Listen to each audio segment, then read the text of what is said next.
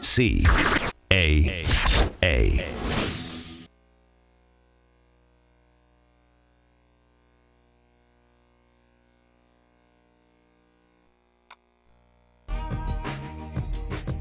Welcome to the Cowboy Entrepreneur Show, created and hosted by Scott Knudsen, to explore the crossroads of horses and business. Now here's your host, Scott Knudsen. Hi, and welcome to the Cowboy Entrepreneur Show. I'm your host, Scott Knudsen. Whether you're watching our podcast on one of our many platforms or listening to us on the radio out in California on KCAA, our NBC affiliate, we appreciate you supporting our show. Today we have a very fun show, a unique show. Jackie Dalton is on the show. Jackie is a founder and CEO of Sparrow Executive Jet Charter. She was also a thoroughbred jockey, an owner, and a breeder. So we're going to have a fun show today. And like she said the other day, fast jets, fast horses. I love it. Jackie, thanks for being on the show. Thanks so much for having me, Scott. I'm really looking forward to it. Oh, man. Well, I bet this show's going to go really fast. You know, there's so much to talk about. Absolutely. Everything I do is fast. I love it. So let's just start. So before you became a jockey, did you grow up wanting to ride horses? Did you just ride Western and say, I'm going to be a jockey? Or what happened?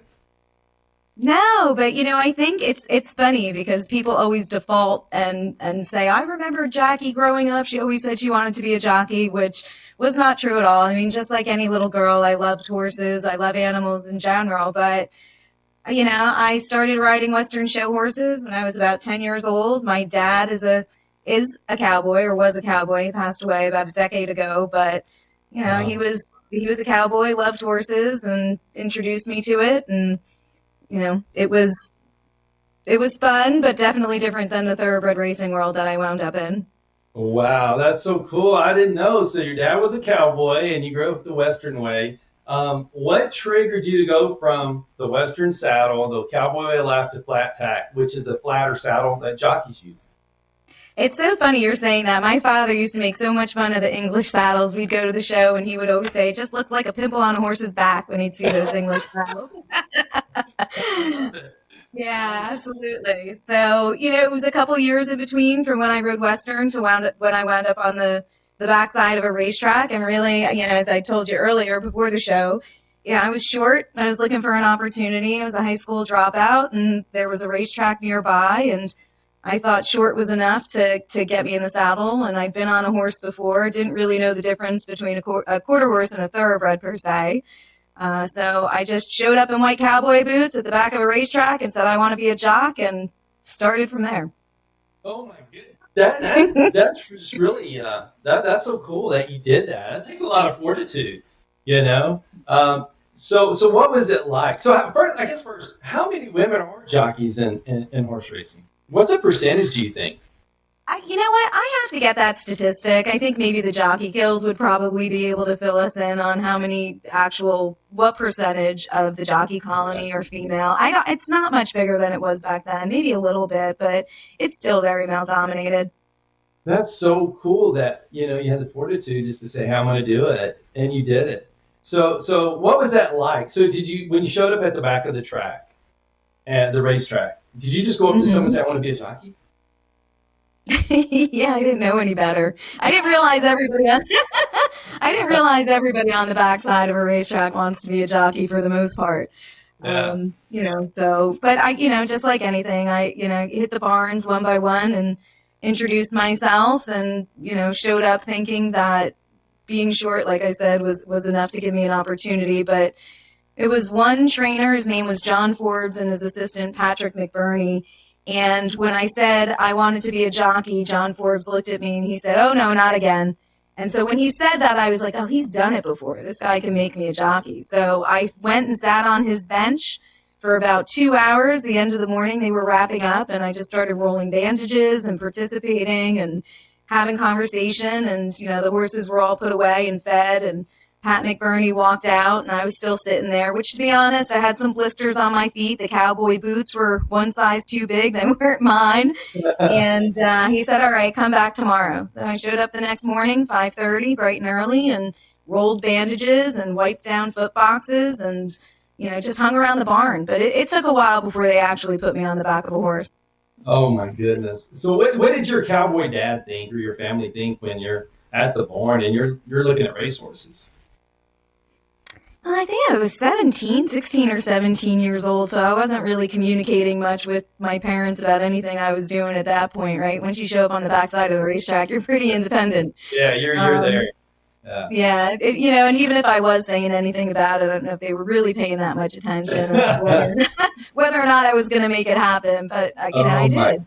that's so awesome. So Yeah. awesome. So what was it like when he came to you and said, did you start in a race or did you start with a practice or did you start in a warm up in the morning with a horse or how did you start your I first race? started mucking out stalls, right? So I got to take care of 60 head of beautiful horses, right? And you think about the owners and how much those horses are worth and getting the opportunity to be around them. So the only horse I was really allowed to be on was the pony. So I got to rub the pony, practice bandages on the pony, muck out the pony stall, ride the pony, which was a big deal.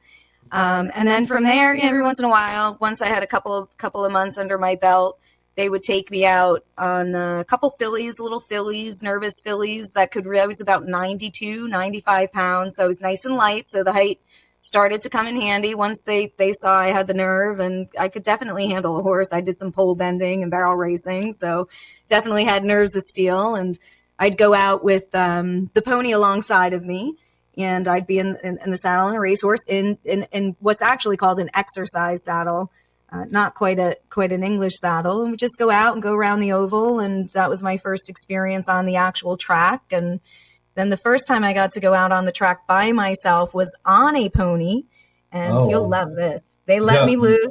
They let me loose, and a whole bunch of people came up to watch this big, soon-to-be jockey, aspiring jockey, going out, backing up 1 mile, jogging on a pony. But the pony, in my defense, used to be a racehorse, so we knew how to run. But I was backing up. I'm learning how to post. I'm doing the whole thing and looking really good. I get behind the tote board, and I was tired, so I thought I'd take a little rest and maybe not look as proper. And the pony, his name was Woody. He just started going a little bit faster, a little bit faster. And I was like, whoa, Woody, whoa, Woody. Started taking in the reins a little bit. And as you know, once you put a horse on the bit, especially a racehorse, they'll pick it up and go. So they saw me jogging and posting behind the tote board and then like a shot the wrong way, just came out flying. I swear to this day, no matter how many races I rode, I still have never gone as fast as I did on that pony that day. So yeah, it was hilarious. The outrider had to pick me up, caught me, which was good, and You got then the got full back. experience. Oh yeah, oh yeah, Man, oh my yeah. goodness. Well, something that jockeys are such athletes. Going around that big track in that position on your legs and being so balanced, that's tough. That is so tough. So how did you stay in shape? Did you do something special, or did you just get on that horse and just naturally have that instinct? Lainey, you always see the afternoon races, but it's really the morning work that gets you primed up and fit and ready, just like the horses. I mean, you go out in the morning, you show up, you get on 10, 12 horses in the morning, and by the time you're riding races, you can't possibly be racing fit. It's just a completely different type of fit, but you're Hmm. fit enough, and you start getting out there, and once you start riding races, you're just so adrenaline peaked, and the horses are just so prime conditioned and ready to run themselves. And like you said, athletes are really pound for pound, just extraordinary athletes. So I'm not quite in that shape nowadays. But back then it was, your body just acclimates to what you're doing. And, you keep pace with the horse that you're riding, just like any discipline when you ride. I love that. I love that. So what was it like your first race? Do you remember maybe the track you were on or the horse's name when you went in the dressing room? You saw your silks. Mm-hmm. Yeah, that was really exciting. I rode a mare, 5 years old. She had enough racing experience that she could, quote unquote, keep me out of trouble. So I was just told, come out of the gate, hold on, don't fall off. If you get in trouble, get to the outside. Her name was Miss Forleon. She was 21-1. It was at my hometown racetrack, which is in Oceanport, New Jersey. And just putting on your silks the first day is your first time experiencing that, or being in a racing saddle, which my saddle, Angel Cordero Jr., it had been a saddle that he had retired in, a Hall of Fame jockey. He was a mentor of Wow. mine. So that was real exciting. Big name, And yeah. Yep, all my family and friends were there from high school and teachers and the whole thing. But I was expecting to lose, but went out, and once I sat on her back, I could feel it. I didn't recognize it at the time, but you get that sense from a horse. I think she knew she had a special mission that day, and we broke on top, came out of the gate first, rode on the rail, turning for home, and I'm thinking, where is everybody? Why isn't anybody passing me? And we just kept going, and we won. It was really exciting. First race. First race ever, yeah. That's strong. That's so strong. That's like a drop in the mic kind of deal, you know? Oh, yeah, I should have just stopped right there. 100% win percentage out the door. Yeah. Been there, done that. Oh, my goodness. How cool is that? How many people would love to start that way? So what was it like getting your picture made with your family and friends, your first horse, your first win? It had to be just on the top for sure. Because you created your way. It was really surreal. I mean, racing was an opportunity for me to make a new path, an opportunity for myself. Like the beginning of the conversation, it wasn't like I had some childhood dream of being a jockey. It was really a hard knock path for me. It was, what am I going to do with my life? How am I going to make opportunity for myself? And I chose that path. And so it was a huge success in terms of proving myself out and getting to that point, and then winning. Just looking around and seeing the looks on my mom's faces, my brothers, my trainers, the owners that gave me the opportunity, right? Shout out to them. It's a big deal for somebody to put you in the saddle and give you an opportunity to ride. So it was a real privilege. And I think my most memorable part of that day was seeing the look on everybody else's face. And of course the mare, I had ridden her in the morning, and she really brought me home safe and sound. So that was a big deal too. She'll always be special to me. Absolutely. That's such a cool story. Such a cool story. So how many rides did you do in the race? So I rode just about maybe 210, 215, somewhere in there, just over 200 races. That's awesome. That is awesome. So after you got through riding, is that when you started your breeding program and getting involved in other aspects of horse racing? When I left racing, I went back to school because I'd been a high school dropout. And racing really, aside from learning to ride, which I loved, and being a jockey, I also learned a lot about work ethic and opportunity. And I had always had, fairly smart noggin. So I just thought, let me really go back. You never get over dropping out of high school. And I went to get my GED at a community college, Brookdale Community College. And then from there, I transferred to Northwestern University and graduated top of my class. So that was another nice feather in my cap. And then I went into high-tech public relations. I got married. I had somewhat of a suburban life for a while, got into some charitable organizations and things like that. And then I went back. I went back into racing. It was actually the Breeders' Cup returning to my hometown racetrack, and having an opportunity to serve on the host committee that lured me back to racing. And from there, I got into ownership and then breeding, and got to experience the industry from that perspective. I love that. I love how you just create your way, and then you do it at a high level. That's so somebody may be listening or watching today. Maybe they don't have horse racing in their blood, or maybe not jets, which we're going to talk to here in a little bit. What is something you can tell? How do you wake up one day and say, I'm going to go to this university and be top of the class? I'm going to go be a jockey. What's something you can, some words of wisdom? Well, what do they say when it comes to horses? You just got to get up there and do it. So absolutely. You can think it, you can do it. Absolutely. So, I think another thing is not being afraid to fail. You really have to be willing to fall off. You really have to be willing to take 10 shots and maybe just get it right once. But if you just give it the go, at least give it the go, you'll get there. I love that. I love that. Now, I love how you just create your ways. And when we come right back, we're going to talk about what was your favorite, owning horses or breeding horses or being a jockey, and how that led to the next life experience, the Jets. So we'll be right back with the Cowboy Entrepreneur Show. Scott will be right back with more. Hi, I'm Scott Knudsen, host of the Cowboy Entrepreneur Show, heard on KCAA Fridays, 3 p.m. Pacific. I'd like to talk to you about something I'm very passionate about. Those that know me know I love my coffee. In the morning, afternoon, and even late in the evening, I enjoy a good cup of coffee almost any time of the day. Now, my team at the Cowboy Entrepreneur Show has been working for several months on creating and introducing our own brand of coffee. We wanted to make sure that we got it just right. We don't want to put our name on anything unless we're 100% certain that it's the best product available, and we've finally done it.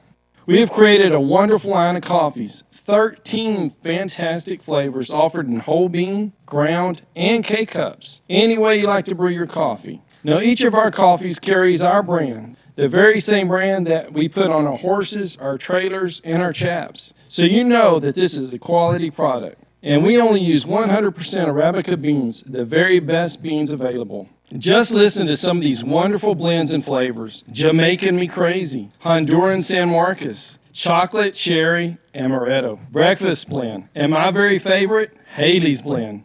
A coffee so good, we named it after my daughter. You can order these coffees today by going online to javacowboy.com. That's javacowboy.com. And if you order today, you can get an extra 10% off your final purchase just by entering the promo code COWBOY on checkout. Remember, that's promo code COWBOY for an extra 10% off. Just go to javacowboy.com to order your coffee today. Hello, I'm Scott Knudsen, host of the Cowboy Entrepreneur Show. I want to tell you about a product I've tried and I love, and I feel the Cowboy Entrepreneur audience will as well. It's Rebellious Infusions. Rebellious Infusions, they are little packets of flavor. And you know it gets hot in South Texas, over 100 degrees every day. And I like my water, but it's water. So I use these infusions, put them in my water. It makes it cold. It's great flavor, zero sugar, zero calories. It's pure energy infusions. Rebellious Infusions. Go to drinkrebellious.com or on all social media platforms. Drink Rebellious.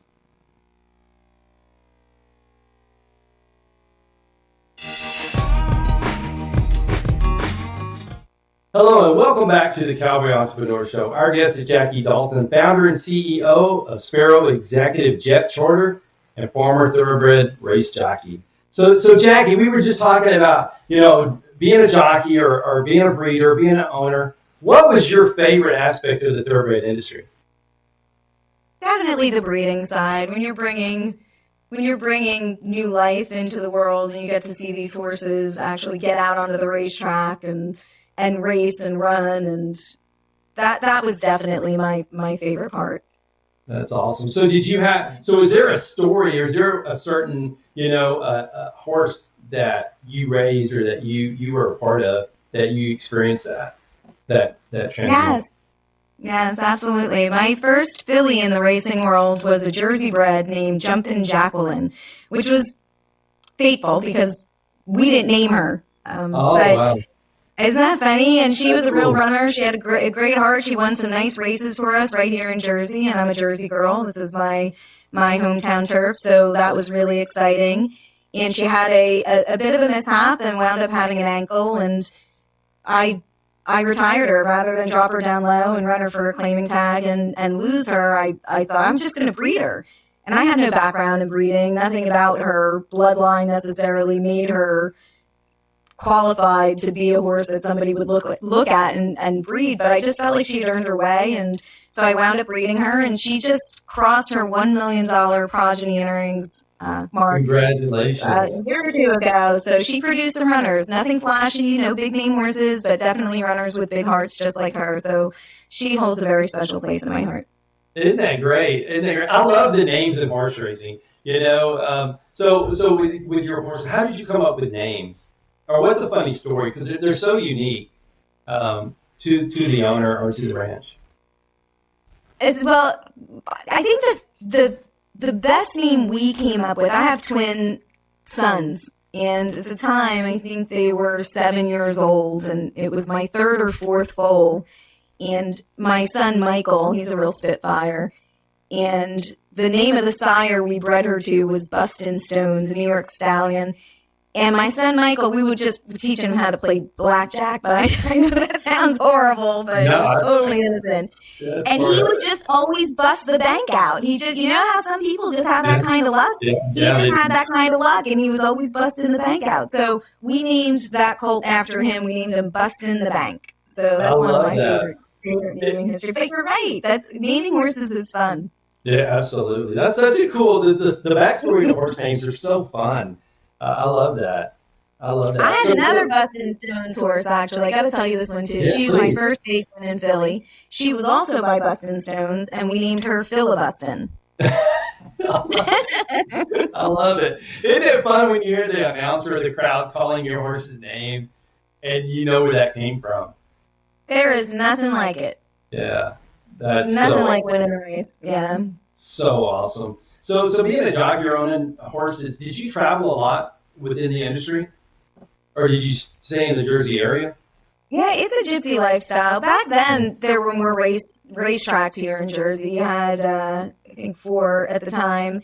Now there's only 1, but it's still seasonal. You run for about 3 months, and then you pack up and you move. So I primarily went up and down the coast, from New York, New Jersey, Delaware, Philadelphia, but mostly New Jersey, and then down in Florida, which was wonderful. Spending the winters in Florida was Great, fantastic. man. Yeah. Yeah, that's awesome right there. That is awesome. So is that kind of where you started coming up with the idea to have your jet charter, Sparrow? Like, I'm going to make travel easier. Is that where it came from? No, there's really not a link in that way, but I will say racing and the lifestyle of racing, the community of racing, the competitive nature of racing, the travel aspect, not necessarily in the air, more on the ground, but that's definitely at the heart of Sparrow and what I do. It's the industries are comparable to some extent, but I didn't lead from one into the other because they were connected. I had some time in between. Very cool. Very cool. Okay, so we talked about horse names. So how did you come up with Sparrow? Ooh, good question. Yeah, every once in a while. I'm little. I'm fortunate. And I don't know. I get the job done. I don't think you have to be a hawk or an eagle. Everybody's coming out with these big dominating names. And, I just thought at the end of the day, and again, this is like the equestrian community. I think, the Sparrow is very hardworking, very diligent, gets the job done well. But the Sparrow as a community gets the job done even better when they work together. And the jet charter industry is like that. It's not something that you can do as much as you do on your own. You really depend on collaborating with many other players in the industry. So Sparrow is not just about the individual Sparrow, but about the community of Sparrows that make up the entire industry so that you can work together to do it well. So that's the genesis of Sparrow. I love that, man. There's a lot of thought there. That's really great. That is really great. So explain, if you don't mind, explain what a jet charter is. For somebody watching, maybe they don't know. Maybe they'll be interested. So what is a jet charter? A jet charter is just if you are going to travel privately, you want to charter a jet, or rent a jet is probably another way to say it. You contact someone like me that can go out, understands the industry, identify the right aircraft for the mission that you're flying. Many factors actually go into that, and then we just facilitate your private jet travel. We handle identifying the aircraft, securing the aircraft, running the passenger manifest, making sure that the flight itself goes off according to plan. If there's any issues, being able to run up behind it, make sure that there's a recovery in place, just really overseeing your entire flight operation. Wow, that's so great. I mean, you just take all the stress. So they just call you, you set it up, they get to enjoy their travel. Oh, absolutely. If you're not enjoying it, you shouldn't be doing it. Absolutely. So what advice do you have for, I mean, it sounds so foreign to some people, jet travel or whatnot. What advice do you have to, once again, we're going back to the entrepreneur side. How did you jump into jet travel or helping someone like that? How did you find that niche? So I started in marketing and sales. I had a skill set that I could apply pretty much to any industry. So I feel really fortunate that I wound up in the jet charter industry.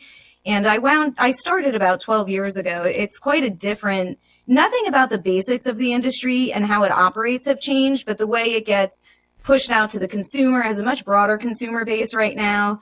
The messaging has really changed. Technology has really driven a lot of attention to it.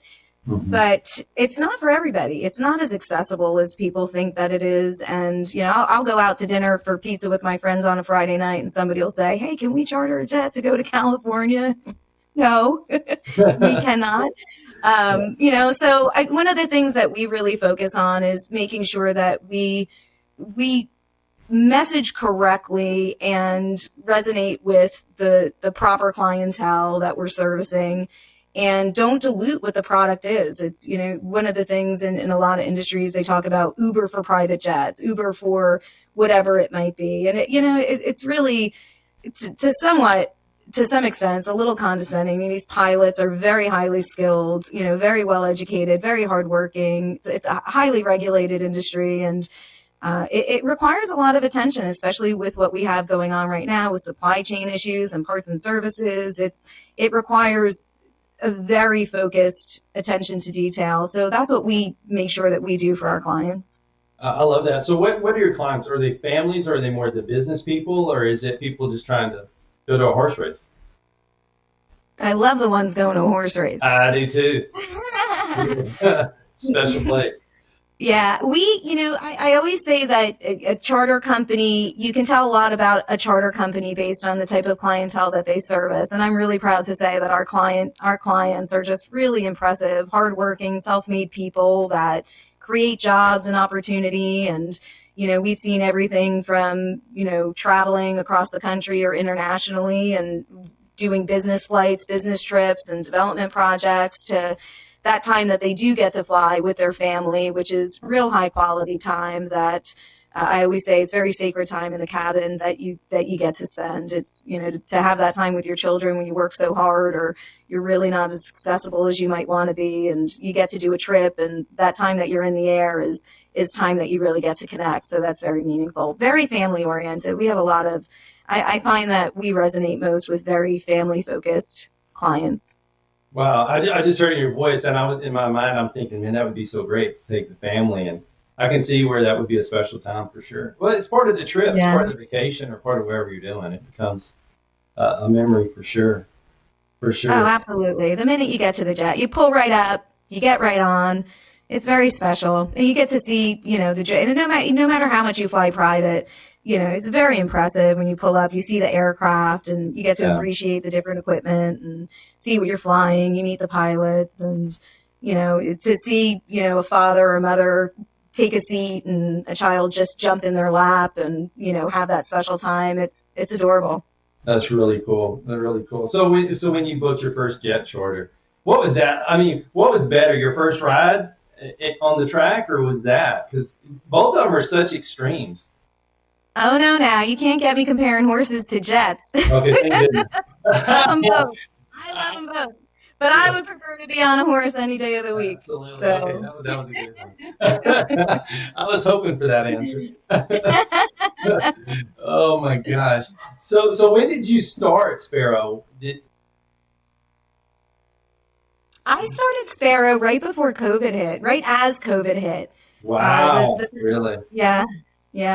I saw it as an opportunity to really take my experience, and the downturn in flying was predicted at that point. Now we're seeing the upswing in it, but at that point in time, people had really grounded to a halt, and we expected they wouldn't fly much, which I thought was a good time to develop a brand, a message, a platform, get some basics in place. And so that's when I started Sparrow, and but my client base actually kept flying. So, I was riding 2 horses with 1 tush. I was executing flights pretty quickly, and at the same time building the basics of the business as a startup. And we're just over 2 years into it, and it's been real competitive.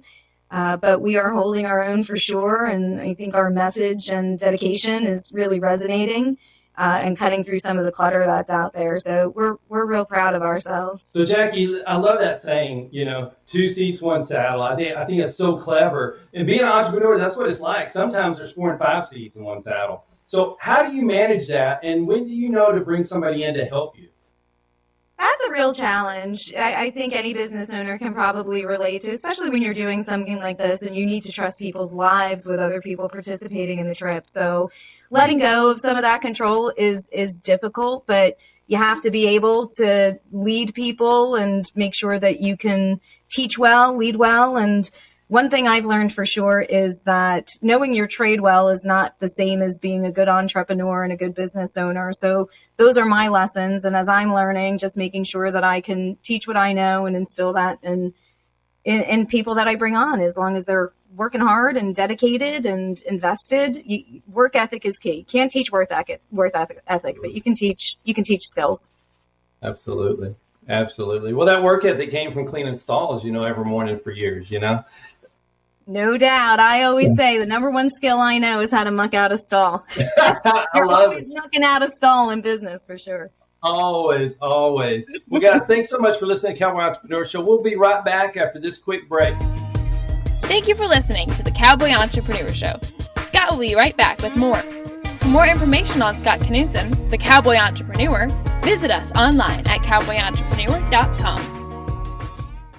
Hi, I'm Scott Knudsen, host of the Cowboy Entrepreneur Show, heard on KCAA Fridays, 3 p.m. Pacific. I'd like to talk to you about something I'm very passionate about. Those that know me know I love my coffee. In the morning, afternoon, and even late in the evening, I enjoy a good cup of coffee almost any time of the day. Now, my team at the Cowboy Entrepreneur Show has been working for several months on creating and introducing our own brand of coffee. We wanted to make sure that we got it just right. We don't want to put our name on anything unless we're 100% certain that it's the best product available, and we've finally done it.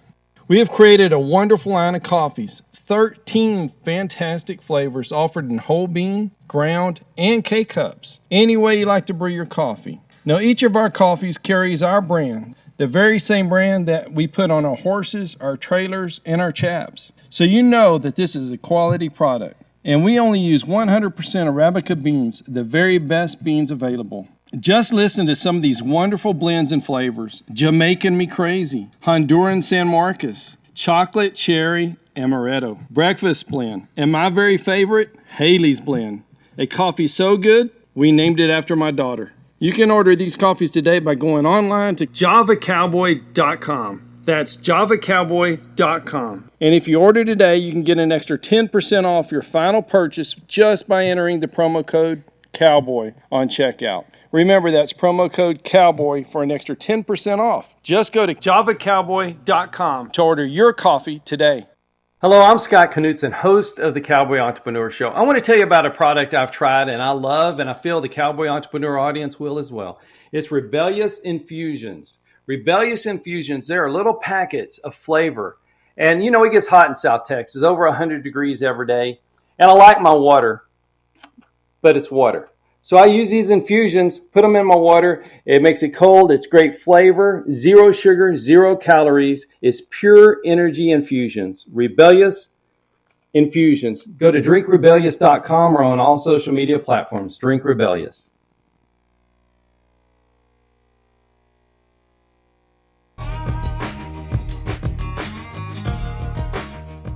Welcome back to the Cowboy Entrepreneur Show with Jackie Dalton, talking everything from fast jets to fast horses. So Jackie, would you talk a little bit more about Sparrow as far as whether it's invitation and referral and how that works, that process? Sure, that's something we get asked all the time. Why are we invitation only or referral only? And I mentioned earlier, there's a lot of interest in private jet charter. Who wouldn't want to fly private? Absolutely. So there's a lot of sales opportunities, a lot of clickbait that's out there, a lot of lead generation that's taking place on the web, and we just don't deal with a lot of that because it distracts from the flight operations, which for us, the sales are important, obviously, but it's really the flight that matters most. So we just focus on servicing our client base, and they know better than anybody how we do what we do and what it's like to fly with us. So we just keep it close to home and focus on having a community of flyers that know us well, and we just really trust them and they trust us, and so we grow it out that way. I love that concept, the word of mouth. I mean, that's your best testimony. Oh, absolutely. Absolutely. I agree completely. And when you think about the type of, I would say my biggest privilege is what I do for a living is the people that I work for. When you think about who they are and what they do, it's such a privilege. So really earning their trust and respect means a lot to us. So, and we do it one trip at a time. Our clients fly annually and have pretty active travel itineraries, but we look at every single individual flight as an opportunity to earn their trust. So when they send us referrals, we feel that we've earned it, and they know that we'll take as good a care of their contacts and relationships as we've taken care of them. So that's a real testament. We take that. Yeah, really I love that. I love that. Well, it's a relationship business, just like almost everything is, and that's just taking it to the next degree, where they trust you. You get them to wherever they're going. It is, right? I mean, that, with what you're doing, developing relationships and taking a chance to know people. I think to a great extent, technology has taken that out of the equation, and it's at the heart of everything. I mean, when you wake up every single day, boots on the ground, and you spend your time doing something, and other people are, you want it to be meaningful. You want it to have impact, and you can't do anything well if your heart's not in it. So, absolutely, that's our approach. I love it. I could just hear it when you were talking about the family experience on your planes and your charters. And right there, just hearing you talk, I could tell that was a relationship part. I could hear your passion. And I think that's where the referrals come from. They have a great experience and they bring people in. And it does stop a lot of the unnecessary calls, and you get to build your clientele. I think it's so great. Such a testament. I think we've gotten pretty good, actually. You can start to read the site, just like a horse, right? You walk up to a horse, you can get a sense and read the energy and know what the experience is going to be like. And I think as a startup owner in particular, you want every opportunity, but you really don't. You want the right opportunities. So we're pretty good at getting a sense. Not everybody's the right fit for us. And we're not the right fit for everybody. So, there are other opportunities and programs out there, and, people will contact us. We get some cold calls, and, we'll be pretty honest and let people know we're really not the right solution for you. Maybe refer them elsewhere. And if they are, we can sense it and we know it, and we'll just hit the ground running. So. I love that. And that's so hard for people in business, entrepreneurs or whatever. So it's hard to say no, especially you've been in business for 2 years. Because it's hard to know, but it's so worth it to say no sometimes. Yes. We say no a lot. Yeah. We've gotten very good at it. Yeah. Well, I think it comes with age. Customers. Go ahead. I'm sorry. I think it comes with age, right? Yeah, absolutely. True that. But it's not just us. I mean, when we take something to market and we start to fulfill a flight request, we're taking other people's time too. And so we're real diligent about if we take something to market and we start taking other people's time and other people's attention, we're real about it. You can bet, you can take it to the bank. It's legitimate. And when you think about running a flight operation and what's really involved in that, it should be. So it's not something you want to test the waters with. No, not at all. Not at all. But I love that. It's so hard, and it's so important to know your worth. And I see so many people in business that are worth so much, but they'll take so much less just to get the sale. And sometimes it cheapens the brand. Yeah, I see the opposite too. I agree with you. And I see the opposite too. I mean, sometimes, especially now in our industry, there's been this low cost, cheap flying. There's no such thing. It's not an inexpensive proposition. It's a very high hard cost industry, and sometimes you get people that can absolutely afford it the way you're supposed to do it, but they'll spend a lot of time trying to haggle on the price, and it's just you're going to save this amount of money and spend that on dinner later tonight. Is it really worth that time? And so but you have to develop a sense of mutual respect, so we really make sure that our clients understand that, on the sales side, we're being honest and we're being fair and reasonable. But most importantly, we're really focusing on the flight. So I love that. I love that. So let's go back to the jockey life and real quick. So would you mind just telling us, for someone that's maybe never ridden a horse, especially in a horse race, what's that life like? Because we're going to go back. We already talked about it, but I think it's so fascinating. Just the travel. Do you have any travel stories of being a jockey? Oh, sure. taking me back. Yeah, we're going back again. And taking me back, I was just a couple weeks ago, I was actually out in Kentucky before the Derby. I went out to Hillendale Farm, and they bought this farm, beautiful, just extraordinary property, Exalpa, and have really invested in revitalizing it, and it's magical. It's just a fantasy land. They have this property there called the Treehouse, and everything about it is extraordinary and magical, and their stallion barn, and the mares and the foals, and it brought me back to when I was younger, and it was just I had my little car and throwing my saddle in the back and hitting the racetracks and showing up to ride, and I miss it. I miss it a lot, and there's nothing quite like it. I will always miss racing. I don't think I'll ever love anything as much as I loved riding races. It's hard to really put it into words. And but jet charter is as close as you can get, I think. But nothing quite like being on the back of a thoroughbred and in a pack of horses racing to the wire, and it's a thrill. I love that. I love that so much. So travel's something, and being a jockey. So how did you once you transitioned to like with jets now? What was that experience like going from the car with the saddle in the back? Now you're it's still the passion business, and I think there's a parallel there that as an entrepreneur, once you find your passion, like you said earlier in the show, you can go for it. And I think that's so interesting. Yeah, you're absolutely correct. I think now as I look at it, I still think of myself as, that young girl on the backside of a racetrack. I'm still Absolutely. mucking out stalls. I'm still boots on the ground, but I used to ride for people I used to ride horses for owners, and now I fulfill jet charters for owners. And I'm seeing the side of the business in such a different way. When you've got somebody who's running in a big race and, they're flying into Churchill, they're flying out to Santa Anita, or they're flying into Saratoga, and, to know that excitement and that thrill from the owner side, having been on the backside, it's magical. There's just nothing like it. And I can reflect on my own life and see the journey, I guess you could say, looking back on it now, and could never have predicted this is where I would be, but I feel really grateful for it. I love that. So when someone's doing that and they're flying to what's their horse run? When they call and they talk to you, do they ask you anything about horse racing, or does that ever come up, or is it strictly charter talk? Well, it's not just the racing side of it. Mostly definitely all about the jets, for sure. But now I have some clients that are owners and breeders, and so they like to talk horses with me for sure.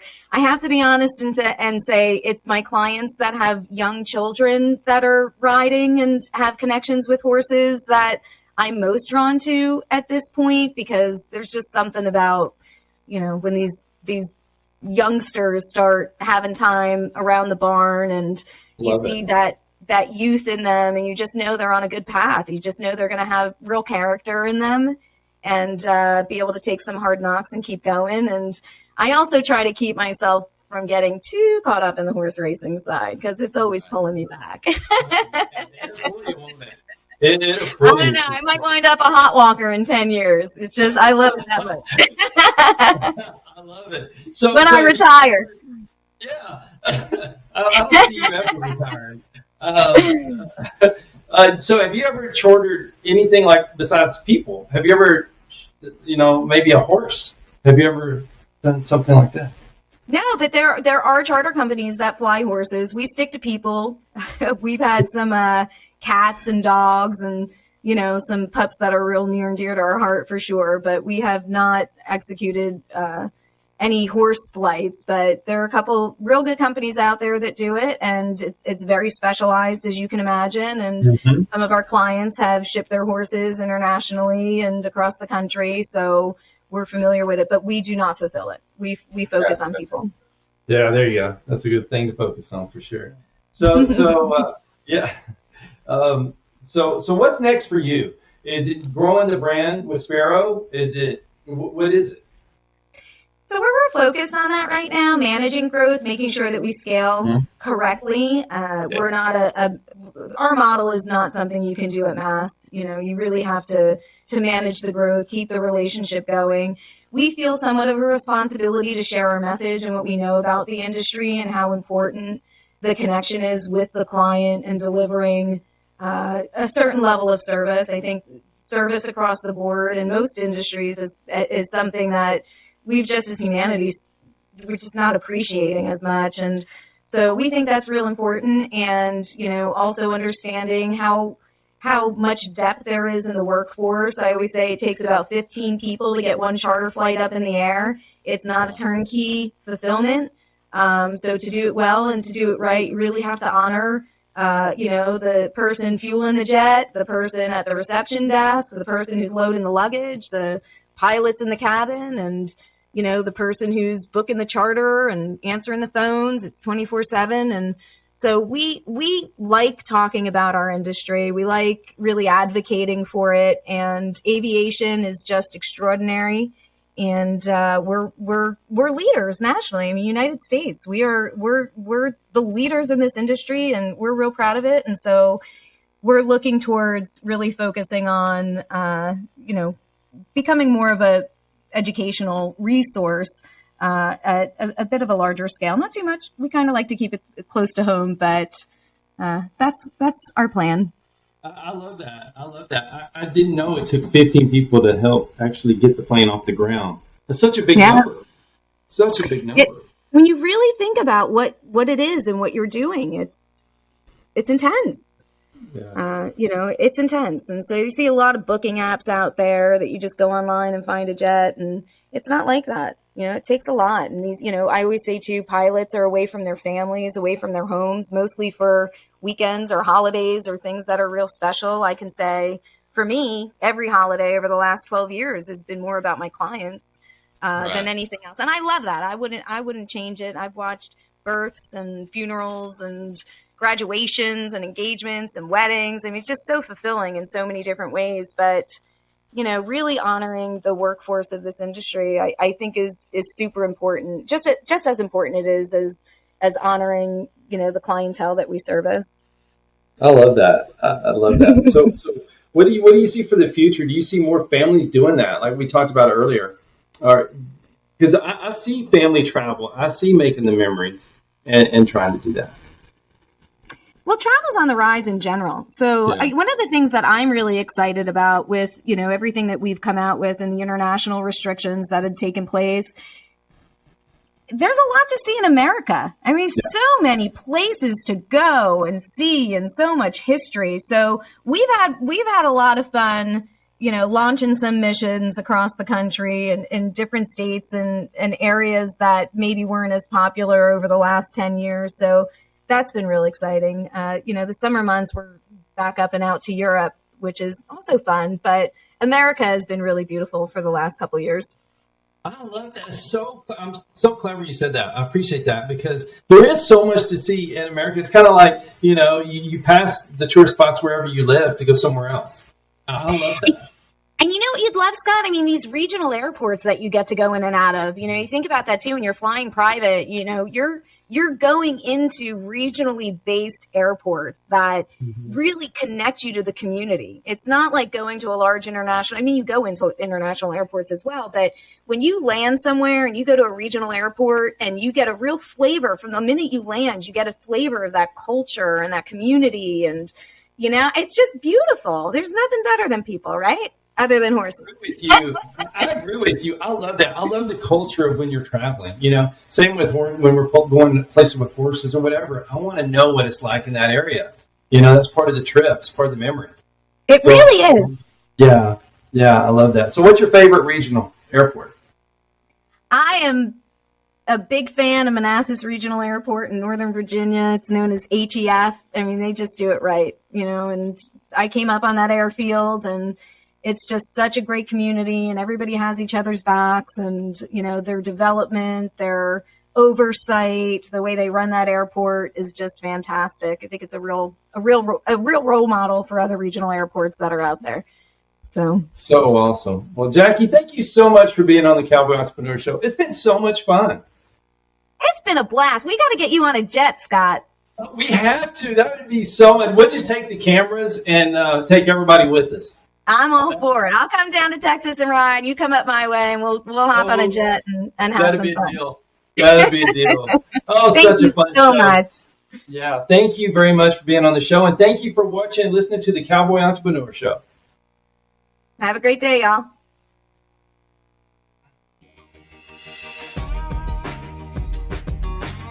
Thank you to all the great sponsors of the Cowboy Entrepreneur Show.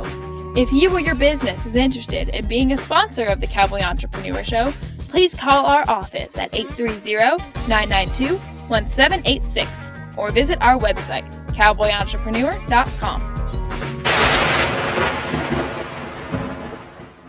Hi, I'm Scott Knudsen, host of the Cowboy Entrepreneur Show, heard on KCAA Fridays, 3 p.m. Pacific. I'd like to talk to you about something I'm very passionate about. Those that know me know I love my coffee. In the morning, afternoon, and even late in the evening, I enjoy a good cup of coffee almost any time of the day. Now, my team at the Cowboy Entrepreneur Show has been working for several months on creating and introducing our own brand of coffee. We wanted to make sure that we got it just right. We don't want to put our name on anything unless we're 100% certain that it's the best product available, and we've finally done it. We have created a wonderful line of coffees, 13 fantastic flavors offered in whole bean, ground, and K-Cups. Any way you like to brew your coffee. Now, each of our coffees carries our brand, the very same brand that we put on our horses, our trailers, and our chaps. So you know that this is a quality product. And we only use 100% Arabica beans, the very best beans available. Just listen to some of these wonderful blends and flavors. Jamaican Me Crazy, Honduran San Marcos, Chocolate Cherry Amaretto, Breakfast Blend, and my very favorite, Haley's Blend. A coffee so good, we named it after my daughter. You can order these coffees today by going online to javacowboy.com. That's javacowboy.com. And if you order today, you can get an extra 10% off your final purchase just by entering the promo code COWBOY on checkout. Remember, that's promo code COWBOY for an extra 10% off. Just go to javacowboy.com to order your coffee today. Hello, I'm Scott Knudsen, host of the Cowboy Entrepreneur Show. I want to tell you about a product I've tried and I love, and I feel the Cowboy Entrepreneur audience will as well. It's Rebellious Infusions. Rebellious Infusions, there are little packets of flavor. And you know, it gets hot in South Texas, over 100 degrees every day. And I like my water, but it's water. So I use these infusions, put them in my water. It makes it cold. It's great flavor, zero sugar, zero calories. It's pure energy infusions. Rebellious Infusions. Go to drinkrebellious.com or on all social media platforms. Drink Rebellious.